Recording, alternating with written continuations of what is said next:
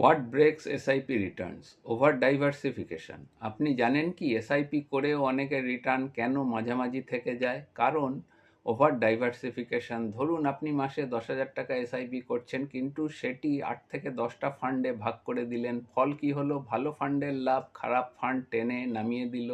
সব ফান্ড প্রায় একরকম স্টকে ইনভেস্ট, শেষ পর্যন্ত রিটার্ন দাঁড়ালো অ্যাভারেজ। মনে রাখবেন, ডাইভার্সিফিকেশন মানে প্রোটেকশন, ওভার ডাইভার্সিফিকেশন মানে পারফরমেন্স ডিলিউশন। এসআইপি ভাঙে না বাজার, এসআইপি ভাঙে ভুল ফান্ড সংখ্যার সিদ্ধান্ত। 3 থেকে 5টা ভালো ফান্ড সিদ্ধান্ত করুন, নির্বাচন করুন, রিস্ক কন্ট্রোল করে রিটার্ন পটেনশিয়াল বাড়ান, এসআইপিকে কাজ করতে দিন। আপনার এসআইপি কি ওভার ডাইভার্সিফাইড? কমেন্ট করুন, চেক অথবা ডিএম করুন স্মার্ট এসআইপি প্ল্যানিংয়ের জন্য।